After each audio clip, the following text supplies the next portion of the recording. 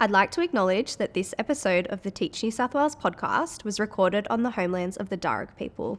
I'd like to pay respect to elders past and present and extend that respect to all Aboriginal and Torres Strait Islander peoples listening today. Welcome to the Teach New South Wales podcast, a podcast by teachers for teachers.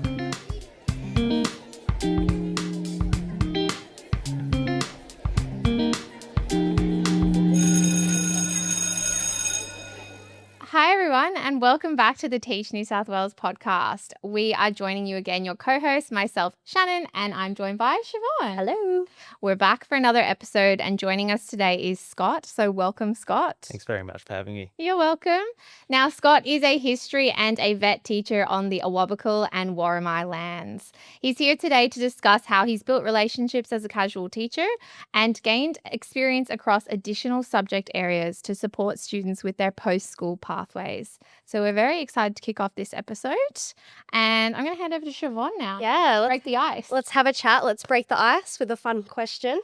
First one I have for you. Do you have a hobby or special interest going at the moment? And if you don't, what do you want to get into? Well, it's a bit embarrassing to say, and some of my colleagues would probably not be surprised, but I'm a bit of a CrossFit nerd. Nice. So it's something that I got into a couple of years ago. I was never really into the gym or anything like that, but just, working in schools and having a busy life. And it's just something that I can do each day before going into school and, great group of people. But, if you ask any of my colleagues, they're sick to death of hearing about how many wall balls I can do or how many burpees. And how many wall balls can you do at present? More than 20. Oh, Yeah. It's giving, it's become your whole personality and Yeah. that's okay. It's unbelievable. You've got to lean into it. Absolutely. Really embrace it. I love that. What's one tip or tool that you think every early career teacher should know about as they step into the classroom? Just one tip or tool. Look, I think this is probably something that they wouldn't tell you at university, but don't beat yourself up over everything you haven't done because there are a million jobs that get put across your desk, particularly when you're a new teacher.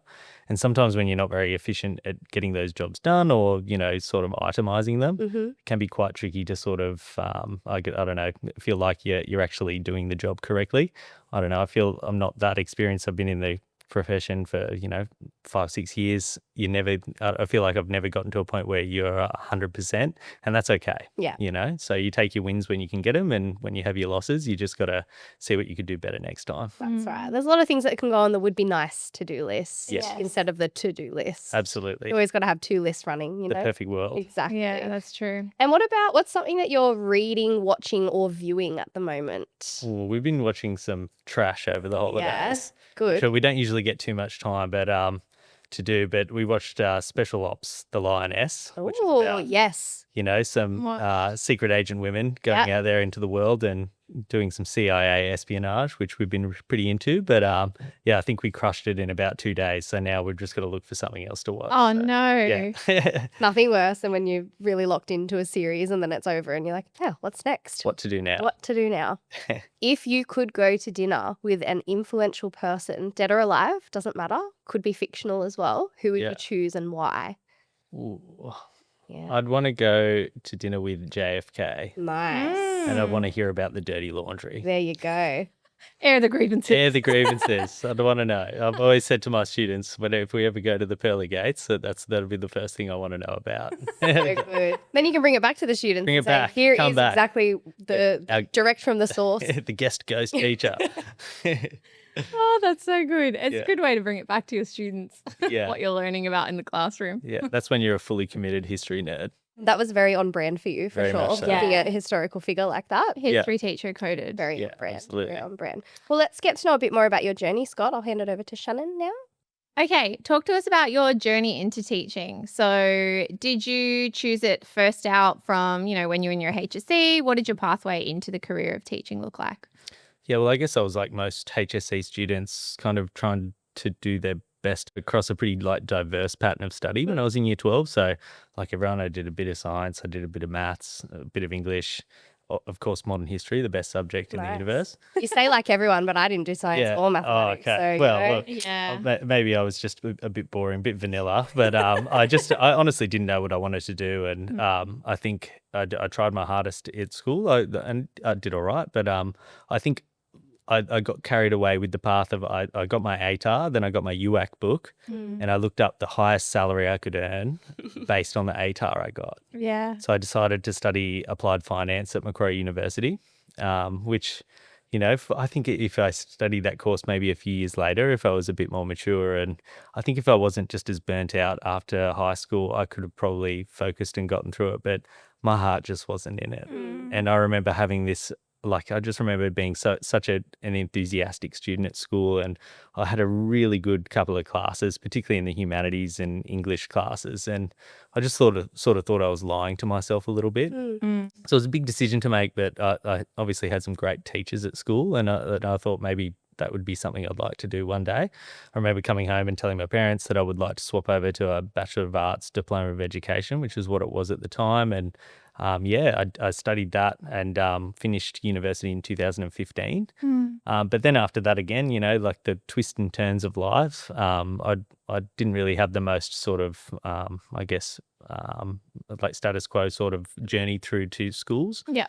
I decided I wanted to go traveling for a few years and went and lived abroad and did a ski season like every other young Aussie does in Canada. Which, Good on you. I thought I was blazing my own trail, but not the case. You got there and there were many like you. Yeah, you have to go to Banff or Whistler. Yeah. Those are the rules. More Aussies in Canada than there are Canadians. Absolutely. There in London, I think, are the two hotspots. But, when I got home again, I decided that I was going to use my teaching degree to work for Sport and Rec New South Wales.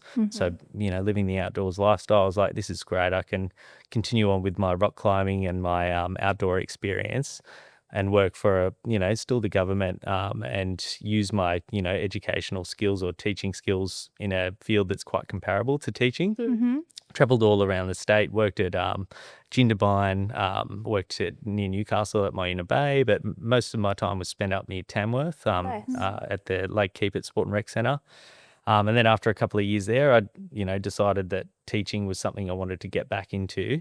So around the year 2020, right when COVID hit, great timing, I got back into the classroom. Nice. And from there, I've pretty much worked at the same school the whole time. On a casual basis, and then I switched through to part-time on a year rolling contract, which is what my current role is there now. Yeah. Fantastic. Talk to us a little bit about the importance of building that relationship with a school as a casual teacher and what that looked like for you. Yeah, so I had a few schools that I was working at, and the school that I do work at the moment, I loved since the moment I walked in there. From the moment I met, the head of teacher admin to the executive staff and all the other teachers that I work with. It just had when it feels right, it feels right. Yeah, you clicked. And so I just sort of like everyone using Class Cover and all the other apps and things like that. I made sure that I was always available for that school and tried to prioritize them as best as possible. And then pretty much from there, it was just saying yes a lot. So I'd be doing, working in PE, or I might be working in, the TAS faculties, might be in history, might be in English, might be doing maths, but just sort of throwing my hat in the ring to be a team player. But the good thing about that school is whenever I did something like that, they always return the favour, whether it be supporting me through the COVID lockdowns or, getting to go on excursions or giving me just, I guess, not necessarily like a block, but guaranteeing that I was like taken care of. What do you think would be for you, like, what are the main benefits of casual teaching? So a lot of our audience of listeners are beginning or early career teachers, pre-service teachers still going through university who might be considering casual teaching. What would you say are the main benefits? Yeah. There's definitely a couple. I'd say window shopping for a school that you like and that you culturally fit with. Yeah. Being able to go into a school, meet the students, meet the teachers and see if it's a fit. I feel like it's maybe a less trodden path these days, but I feel like it's a really good one to do. Also as well, if you're a young teacher, I know when I was 22, I did do a little bit of work before I went overseas, but getting to dip your toes into the shallow end without actually having to take home all the marking, without having to contact parents, it's a really fantastic way to put some money in your pocket and get some runs on the board. a massive sort of draw to casual teaching is the flexibility that it provides. Totally. So, the fact that you can sort of using an app such as ClassCover, you can basically, for those people listening that haven't come across ClassCover before, you can go onto the ClassCover website and you can create your profile. Yeah. From there, once your profile is created, you can download the app onto your phone and you can upload like all of your professional learning certificates, etc., your information. You can also put in your availabilities. Yeah. And that way you can go out and drop off your resume to schools and let them know you're on ClassCover so they can add you on ClassCover and actually access your profile and book you as well. And I believe you get push notifications and text messages, etc., to be able to access that. I think the flexibility that provides people is so wonderful, particularly if you're still studying, because there are certain points in your degree, depending if you're doing an undergraduate or a master's degree, that you can actually go for your approval to teach. So you can get your conditional approval with NSW, and then you can move forward with your approval to teach for the Department of Education. So it's a really good way to sort of go out, get a feel for the schools in your community, go and work a casual day while you're still studying to put that theory into practice, I guess, as well. Absolutely. You get a foot in the door before you finish your university degree and you're 10 steps ahead of where you would have been. And obviously when I did my degree, that wasn't an opportunity to get conditional approval while you're at university, but I'd rather be working at a school than doing a 10-hour shift at Woolworths. Yeah. It's a much better option, in my opinion. Yeah. And for many, it can be daunting for their first casual day. And for some people, they start off as casual teachers in order to secure a more extended temporary contract or permanent employment. But I think it's important, like you were saying before, to build those relationships within the school. What are some actual tangible strategies of ways that you've built relationships with your colleagues and also with your students? Yeah, good question. I'd say there's definitely a vibe when you walk into a staff room, and they're all different. You might walk into a really young staff room or a more established staff room. Read the room. It's a hard thing to do. So just sort of being able to sort of pick up on people's energy, you'll find that as you show up more and more and you show face at the school, that people are going to trust you and people are going to want to talk to you and people are going to want to get to know you as well. But it may take a little bit more time than you would have thought. And coming from a place like university where, you're all peers, you're all equals and you're all in the same boat, all of a sudden you're in the real world where, people have got different histories, different stories.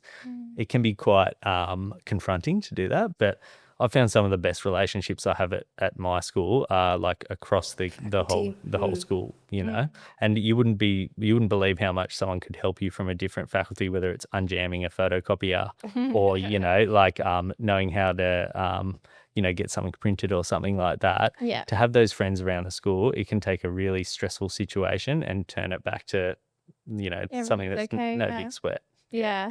So within your experience teaching casually, you sort of alluded earlier that you've taught outside of your key learning area. So you're a history teacher by trade per se. What was that like for you, stepping outside of your comfort zone and having the, I suppose, opportunity to teach in different KLAs? Yeah. So different subject areas. I guess because I'd been teaching rock climbing and doing camping trips and things like that for a few years, I'd kind of like had a bit of an identity crisis already.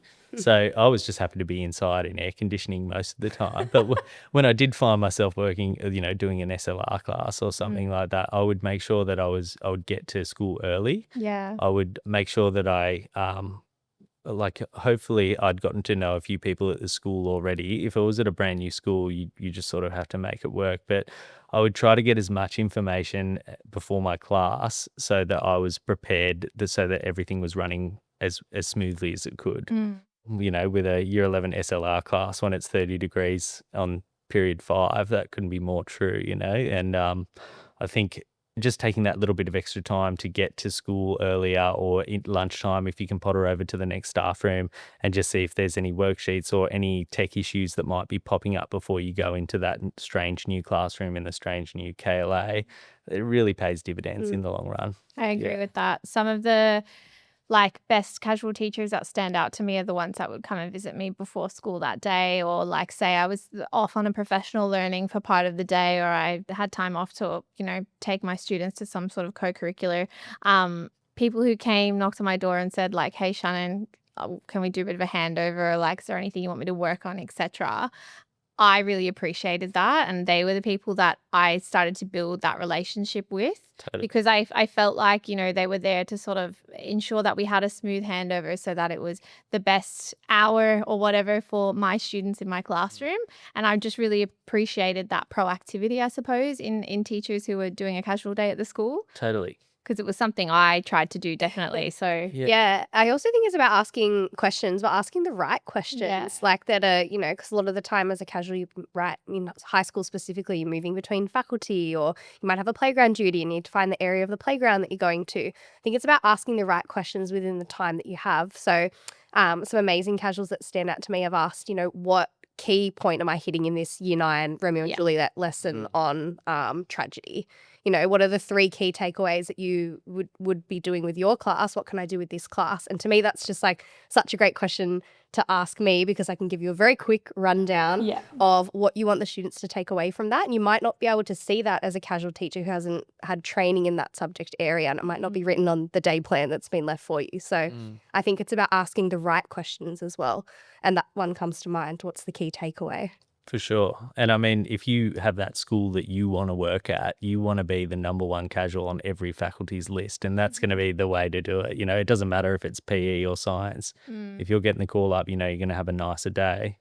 It can make all the difference between having a really easy week or a more difficult one. Yeah. And the reality is, particularly in the secondary space, it's not just casual teachers that teach across different subject areas. Your permanent temporary staff members can teach out of faculty, or take Meadowbanks, for example, when the Year 12s have left school and taking on, I've done a random mathematics class or a Year 12 physics class. Can you tell me what are Meadowbanks? Meadowbanks are essentially when your Year 12s have left and graduated and there's now space free in your timetable. And so when a teacher is unwell, the class can be covered by that particular teacher who's meant to actually be timetabled on class at present. Yeah. So an interesting way to get to know yourself and your students outside of your subject area. And so I would say, it's not unique to casual teaching, that setting where you're jumping outside of your subject area. And teaching's not a profession where you can get comfortable in just one aspect. You kind of need to be not so much a jack of all trades, but just agile in your day and open to learning and new experiences as well. Because for me, often I'd come into the lesson going, oh, okay, don't feel so confident teaching the Year 9 boys javelin today. But you see yourself at the other end of the lesson, you go, actually, that wasn't so bad. And I nailed that lesson. So thank you very much. Learn a thing or two. And you get to build a relationship with them outside of different capacity. your subject area. And, you think, geez, I had a really hard lesson. But when you get that student coming around in another class, you've already made ground. With them, like, oh, miss, you can throw that javelin pretty far, can't you? It's like, yep, and tell everybody about it. How good. Spread it. Well, that makes me think about like the opportunity to see students in different contexts, because obviously, well, it's not obvious possibly for you, but for me, coming from a primary school, like background, like I'm K-6 trained, and I'm trained in all key learning areas, for example. So I know how to switch it on when I need to be out there doing physical education, and then I know what I need to do when I'm back in the side doing a science experiment, for example. But for you coming out being trained as a history teacher, I imagine that the classroom management strategies that you would pick up from working in the PE faculty, for example, would be quite diverse in comparison to like the strategies you may use in the history classroom. Absolutely. Was it a good way to sort of upskill in that sense? It was. I think, you like if you can as well, this is something that it's hard to do as a casual, but if you've got a free period, go and ask a teacher if you can observe a lesson, and everyone has their own style of teaching. And I feel like, you have imposter syndrome when you've maybe like if you've done your prac or, it's your first year out, you might have a teacher that you really admire and you kind of find yourself posturing to kind of like impersonate them. But then over the first few years, you start to develop your own personality and your own strategies. But I think, if you're going to, be out on the football field and, you're going to be at a school for a term, go find out who's the most experienced person, because 9 times out of 10, those people are happy to share their craft with young teachers because they're good at their job. And, they're in the industry for a reason. They love teaching, and it's not just about teaching kids. It's about teaching, new teachers as well. Yeah, giving back to our community. Absolutely, yeah. Exactly right. So after teaching casually at your current school, you were offered, temporary engagements and then ended up teaching out of subject area as well. What benefit did that bring to you in terms of building your capacity? The job that I was offered after working casually for about a year, I got called into the principal's office, classic term 4 situation, and he said, we've got some work for you next year. It is in HSIE, which I was thrilled about. But the main role that they needed me to take on was to teach a VET subject for retail services. And I was a bit like, this isn't what I trained for, or, I didn't really see myself going down this pathway. But, Roger was his name, and I'll always remember he was like, this is a great opportunity. I remember taking it and speaking to my vet coordinator at the time, and they were, giving me a bit of a boost as well. And I'm so glad looking back on that day that I said yes to that opportunity, because that was not only a foot in the door at the school and at times when it's rocky, when at the end of the year they're looking to keep staff on and they're looking who can teach across multiple subjects, but also it's just been a really fun experience to get to know so many different kids that are going down a vocational pathway, which is, I'm a bit more established at the school I work at now. I teach, category A subjects. I know we're not calling them that anymore, but you're focusing on your band performances and students that are maybe trying to go to university or trying to go for that big illustrious band 6. There's a lot of students that are not interested in that pathway, and they're great kids, and working with them to get to tertiary education, whatever that may be, whether it's TAFE, university, or just entering the workforce, it's made my job so much more diverse and so much more fun, because we have I'm sure we'll get into talking about what vet really entails. But I'm curious. It's someone who's not in that world. Oh, it's different and it's confusing, and you hear vet thrown around and you think, oh, it's like a veterinarian or something like that, or, whatever it may be. But, once you start to sort of peel back the layers and you see how much of a cheat code that can be for some kids at school, you can really see why some schools are kind of latching onto that as a strategy moving forward to sort of achieve those outcomes for students when they leave school. So then let's unpack it. What is VET, and what role do you play in delivering vocational educational training courses to students in your school? So working as a vet trainer while I'm a teacher at school, what you actually do is you get a separate qualification. So initially, this is all done through the school. So once I said yes to becoming a vet teacher, I went off and got 2 extra qualifications. One was a Cert 3 in the subject that I teach, which is retail services. The other was a Certificate 4 of training and assessment. So you can think about that as like the Diploma of Education, the umbrella qualification. It's a higher qualification, and that allows you to then be a trainer on behalf of your registered training organisation. So our registered training organisation that we answer to is Tamworth TAFE for our area. What's unique about being a vet teacher is we're operating and we're training on behalf of the TAFE, but we also work alongside, we're a representative of NSW, so we have to meet those requirements. So we have the academic side of things that go through towards the HSC, and then we have the training and assessment side of things, which go alongside the curriculum of the course, and that's defined by ASQA, which is I think the Australian Skills Quality Authority. So with these, like when you're meeting all of these criteria, what you're doing is you're training these kids for observable skills and competencies, so that when they leave school you can tick them off and say that they have received not only like theoretical training, but also practical experience, that for whatever their certificate that they have achieved, they could go off into the workforce and demonstrate these skills and knowledge that you've taught them.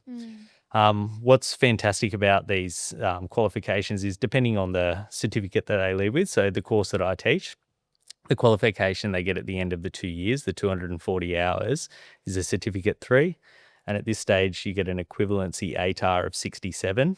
However, if you go to Newcastle University as a local student, you get a bonus 5 points as well. Students who may have not been, either that interested in school at a younger age, perhaps they've had other challenges along the way, and a 72 ATAR might be a pie in the sky for them at that stage. They've left things too late.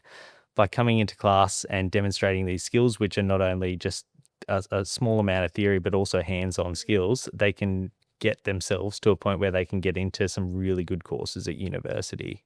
And not only that as well, it's a bit of a different environment in the sense that it's low risk in the sense that all the assessments that we do within the classroom are, ongoing.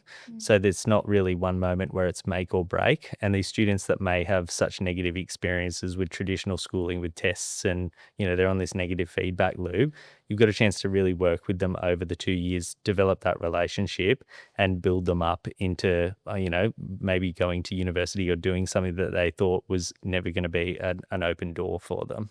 Yeah, and it's exciting to hear the doors that have opened for you in terms of, saying yes to that one opportunity. Totally. And jumping into the vet retail services lens. Now you have that whole scope of support that you're providing to students with post-school pathways, which there's a really large focus on post-school pathways at the moment within the Department of Education. And you're right in saying, for many students, university isn't the only pathway. And that's amazing because they have multiple other streams that they can follow, whether it's going into work, apprenticeships, completing their, vet subjects and getting certificate 3s in a variety of subjects. I think it's great that, there's teachers like you out there facilitating those opportunities for them and are clearly passionate about doing so, which is great. And it's a huge part of our public school system as well. Yeah. Traditional pathways are not for everyone. And, just because a student, may not align with that traditional pathway of like going through school, being a high academic achiever, for example, going on to tertiary level education, there are so many other opportunities along the way through our schooling system with these partnerships like you've mentioned. And I think that's one of the most wonderful things that comes out of our schooling system because it's not for everyone, but there is a different learning journey pathway for everyone to be catered for within our schools. Yeah. And I think, there are some schools around our area that are actually mandatory vet schools these days. So within like year 9 and 10, they're not necessarily all getting Cert 3s, but they might be that they have to complete a vet course and it might be a Cert 2 course. So it might take the space of like one subject line in year 9 and 10. So for new teachers wanting to leave university and become, attractive to potential employers, I could not stress enough how much of a leg up it could be to get your Cert 4 in training and assessment or any of the other Cert 3s. Obviously, like the pathway I took is at school and it can be ambiguous when you're at university. I feel like most of us leave with a traditional degree in history, English or, in science or something like that.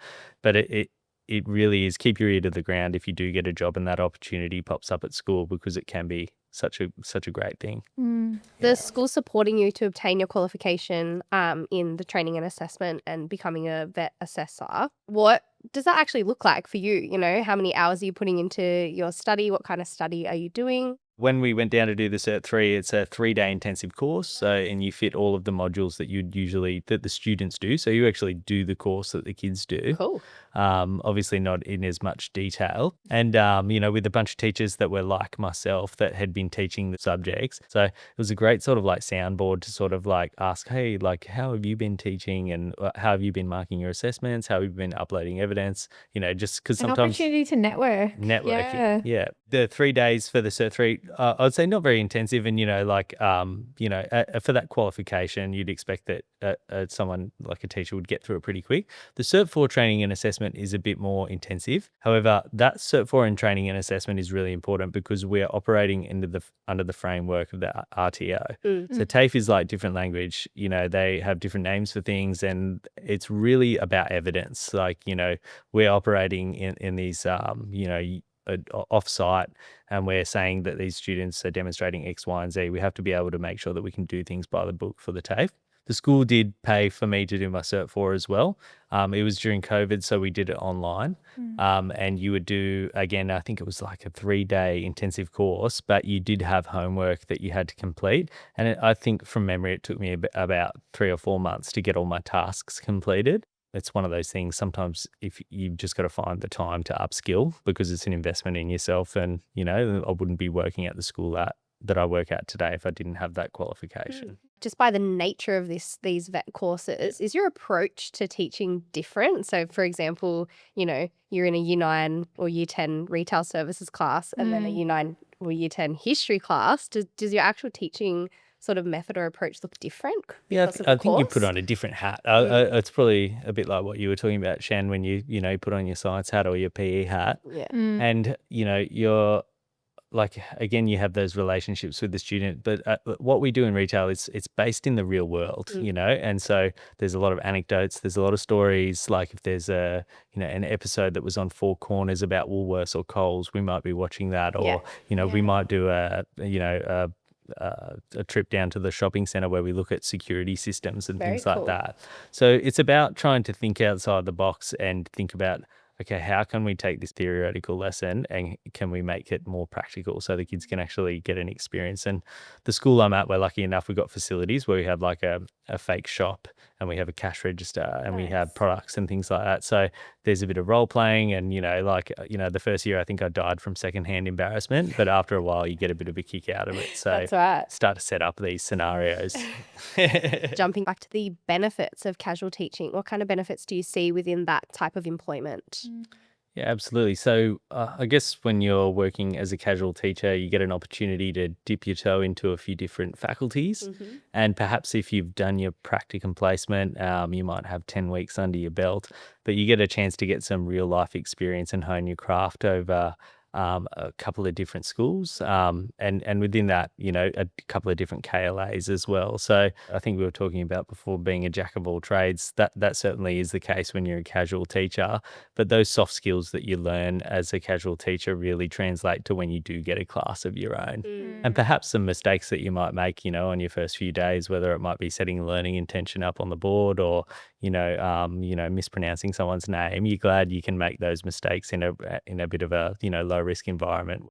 Excellent. Have you got any advice for what to pack for your first day as a casual teacher? Yeah, definitely your lunch for me. I get hungry 100%. during the day. A good drink bottle. I think technology is a hard one. Like a lot of schools these days, they have screens and things like that. So having a PC and not a MacBook is a really good idea with a HDMI. I think can be really good. Yeah. As well, it's hard if you're outside of your faculty, but if you know you're going to be working within your KLA, to have a few little backup fun activities that you can do, especially sometimes if you're left, where part of the lesson was reliant on technology and it's not working or something like that, that you can just sort of pull You have to something pivot, out your don't sleeve. you? Yeah. You got to look alive. You've got to be agile and ready to change things at the drop of a hat. And sometimes they can be the best lessons, Yes. it's a rush, I think that's something that comes with experience. And I think if you get yourself into hot water, you'll think, oh, what would I do next time differently? Are there, sort of resources that you reach for? We're such big advocates for the Universal Resource Hub through the department. You can just log in with your staff username, password, and you have access to lessons on hand that are written by teachers for teachers, which is really wonderful. Yeah. Is there another place that you go to grab resources when you're thinking about casual teaching? Yep. So there's History Teachers Association Facebook page. Nice. And oh man, it is a treasure trove. Yeah. Like there's a files section with all there's programs on there, there's lesson plans, there's activities, and I won't say the teacher's last name, but Warren on the page. He's a bit of he's The like guru. the godfather of that page. I've never met him, but shout out to Warren. Like the amount of things I've gotten off there, like booklets and things like that, Yeah. even just for your own learning. There's other modules that you may not be doing in your pattern of study for a senior class, and you can do a bit of window shopping. Yeah. Yeah. And just have conversations on there. It's because It's that network, isn't it? it is, Yeah. and it's a closed Facebook group, so it's not the wild west of the internet. Everyone's pretty You're screened. polite on there. Yeah, Good. There are Yeah. rules, I'm sure, rules of engagement. absolutely. That's Yeah. wonderful to hear. Are there any sort of associations or anything that you've joined as a history teacher that you'd recommend, our early career teachers to look into? Yep. So one of the other subjects that I teach is society and culture. Nice. So for anyone who's taught that, they'll know like the personal interest project is a big deal. And I'm a former society Oh, culture yes. student, Pippa. Siobhan. I'm a society and culture teacher So Fantastic. we're Yeah. well and across. student. Yeah. It's the best subject in It my is. opinion. I love did really society enjoy and it as culture. well. Yeah, it's the synthesizing subject. You get a taste of everything. Right. Yeah, I agree. But the actual official society and culture society, or the Teachers Association. Association, They have days each year where they do, whether it be for teachers or for students, where you can do Pip like day. the PIP immersion day. Yeah. Oh, fantastic. Like where you go down to Sydney and you hear from students who have gotten like, top ranks in the state, or teachers that have, track record of achieving, excellent marks time and time again. And just little things like, it's doing a major work is such a process for 12 months, and you're kind of like, you feel like a bit of a PT boot camp instructor sometimes. Like you're like, all right, on Monday, Keeping them all in order. yeah, we're going to do work on our introductions or our chapter. Keep it up, everyone. Yeah. And, by getting a bit of enthusiasm by going to see what a masterclass looks like, or it can kind of legitimize the whole process for you. But you need to bring the students along with you on that journey, and getting outside of the school as year 12s, it's a really nice time to do that. Yeah. Well, I absolutely take my hat off to our high school teachers who do major works, because I think of myself, like the longest I've done a project with my students would be like a semester long science end product that we might be working towards, and keeping up that energy, it's challenging, and keeping up that drive. So hats off to anyone doing a 12-month long major work, because Totally. it's a tough gig. It is. Yeah. I did 2 as a student. I was crazy. Oh, you Wow. are. What was Crazy. your other one? Visual arts as well. Wow, two big ones. We've talked a little bit about your, history, joining associations, etc. What about the vet space? What does that look like? Yeah, so that's a little bit different. I'm lucky enough that I work at, I think we have the most, it's either school-based apprenticeships and traineeships or vet subjects running at a school in all of New South Wales. Wow. So I've like lots of other teachers that I can, soundboard with, and particularly with issues of surrounding technology and things like that. But one thing that we did this year that was really awesome was we got to go out and do some industry currency training. So as a vet trainer, we work in a professional industry. We're expected to go out and log a certain amount of hours speaking to professionals, and then taking the knowledge that we get from the real world and bringing it back into the classroom. So we do that through a third party, Career Links, who sort of takes care of all of our work placement up in Newcastle. But going around and meeting other teachers, if you are a vet teacher or if you're going into the vet space, have a chat to your vet coordinator or careers advisor and ask about, how can I get to go and do some industry currency training? Because I guarantee you that's happening in your city or in a regional hub near you. So what have you done? Where have you gone? Yep. So this year we went to Best and Less, we went to Priceline, and we went to Smith Family, the charity shop. Yeah. So we go through and, because, retail is such a diverse sort of subject where you do like receiving and handling retail stock, you do point of sale processes, you do security POS issues. for short. POS, Taking me back to my Woolworths Both, days. Don't wanna both keep had it. retail stints here. I was checkout. I was going to say checkout child. I was Cat person. I definitely was of age working there. Yeah. I was a checkout person. Yeah. Woolworths. Yeah. And I mean, the POS it's a wild place these days. Oh, All it the is. If you can tame the POS. Yeah, I think you could do anything.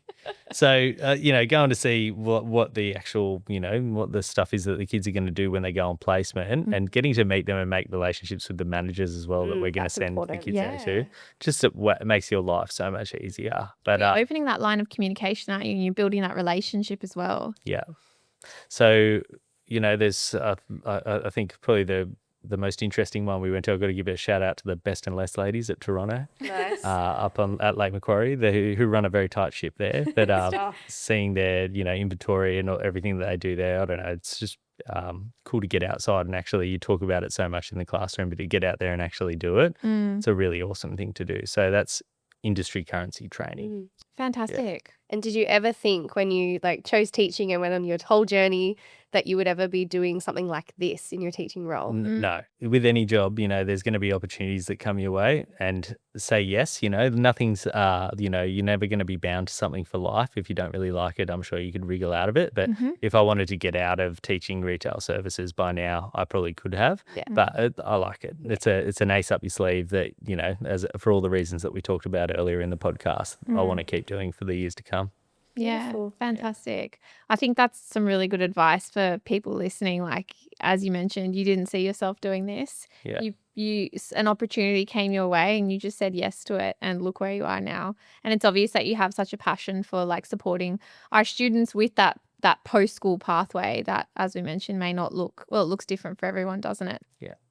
Well, that's all we have time for today. Thank you so much, Scott, for joining us on Couch. It's been an absolute pleasure. I've particularly enjoyed hearing about your journey from, casual teaching, picking a different subject, your whole journey into the vet space as well. It's been quite fascinating and something that we haven't heard from yet on the Couch. So I've learned a lot. A lot of just benefit. vet is a whole new world for a lot of people. So I think it'll be really beneficial hearing about that and how you move into that if you're interested. Exactly. So if you enjoyed this episode, be sure to share it with a friend, a colleague, somebody that you know. And until then, we'll see you next time on the Teach New South Wales podcast. Bye-bye. See ya.